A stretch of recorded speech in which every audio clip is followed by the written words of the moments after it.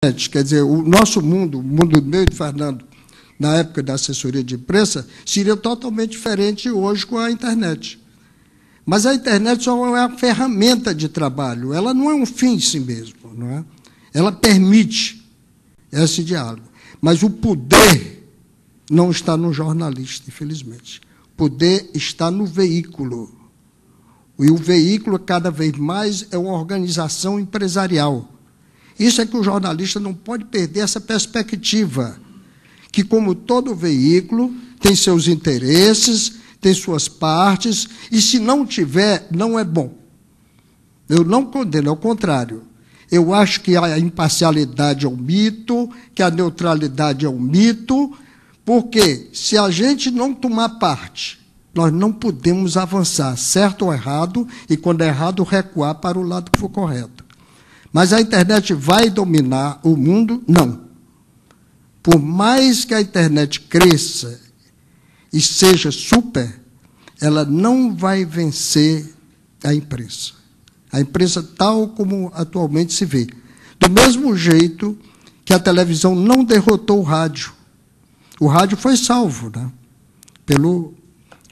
A válvula foi derrotada, a válvula foi salva pela digitalização. A TV está sendo salva pela digitalização também.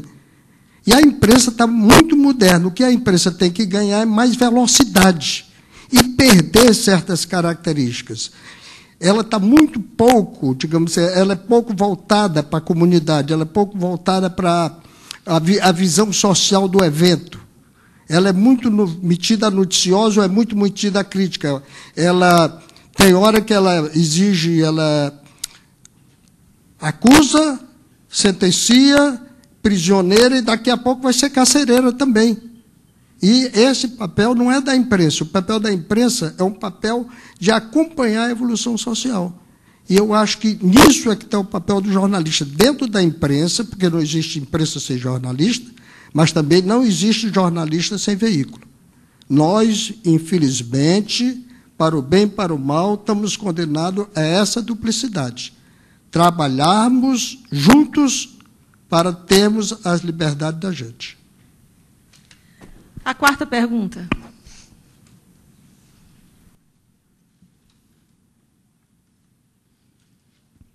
Eu queria cumprimentar todos os alunos do curso de comunicação, todos os professores, abraçar estes dois grandes cearenses que serviram ao governo do presidente Sarney, que foi um presidente que inaugurou a redemocratização no Brasil. Mas o final do governo Sarney foi um momento certamente muito difícil.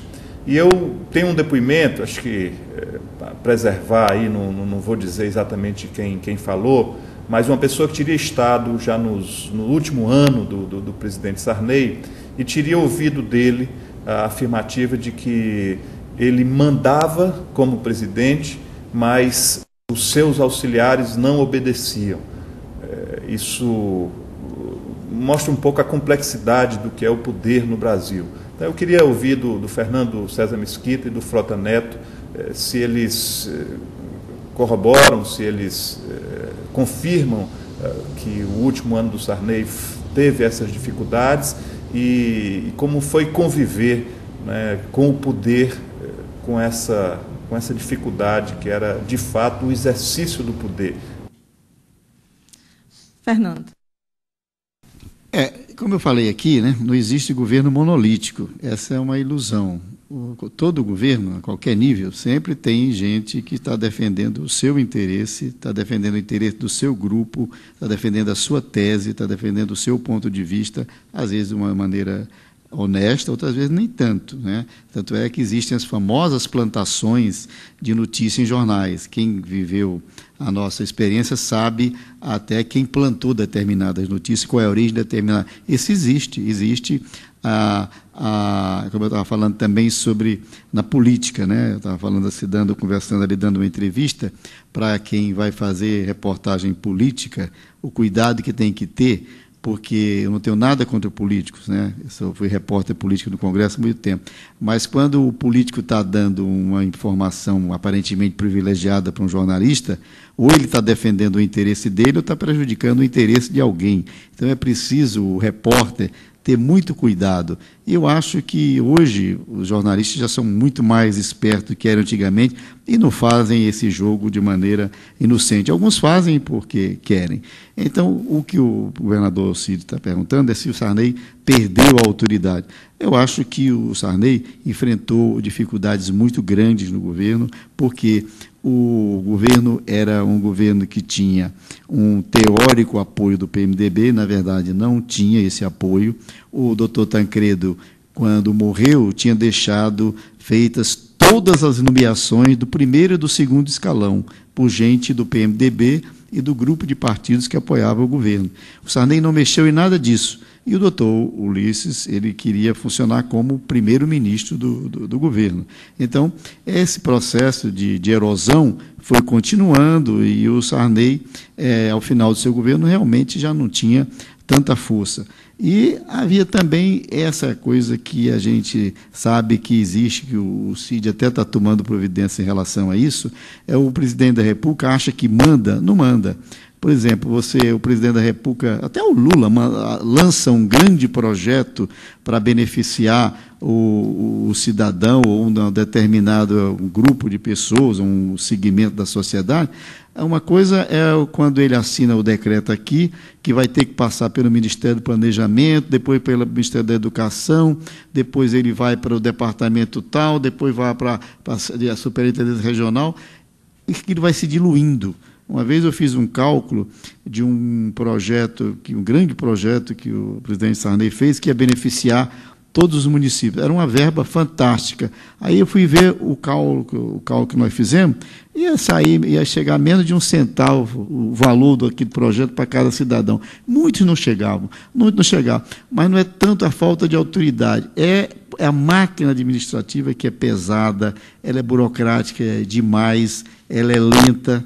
Tá? Algumas pessoas falam, mas por que os regimes militares derem certo? Eu sou contra os regimes militares, realmente sofri no regime militar, mas por que os militares tiveram tanto sucesso como administradores? Eles tinham, no Conselho de Segurança Nacional, tinham uma equipe para cada área do governo. Então, a educação. Então, eles tinham na Secretaria do Conselho de Segurança Nacional alguns militares especialistas e pessoas especialistas em educação. Então, o governo, o presidente da República, quando recebia o ministro, ele sabia tudo que estava acontecendo naquela área, se as verbas estavam sendo bem aplicadas, se os projetos estavam sendo aplicados.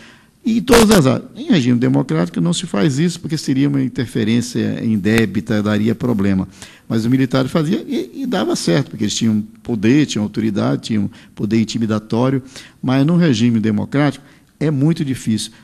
O governo Lula, por exemplo, o Lula fez grandes coisas na área social. O Lula criou Bolsa Família, Bolsa daquilo, distribuiu dinheiro à roda aí para o povo. Mas a infraestrutura do país está totalmente falida. Né? É culpa do Lula? Não. É que o Lula realmente não tinha tanta experiência administrativa e não se interessou muito por isso. Agora a Dilma é quem vai ver o que aconteceu realmente. As estradas, os portos, os aeroportos, a educação, o meio ambiente. Então agora é que vai ver o que acontece. E o Lula era o presidente mais popular da história do Brasil. O Lula mandava até certo ponto, mas as ordens deles eram cumpridas lá na ponta? Não. Então, isso é uma coisa muito difícil, é um processo lento, a fiscalização do Congresso é importante, deputados, senadores, a fiscalização da sociedade, mas é que também, como eu falo, nas redes sociais hoje, as pessoas denunciam muitas coisas, né? E isso ajuda, isso com a imprensa é livre, a imprensa livre é fundamental, uma televisão que no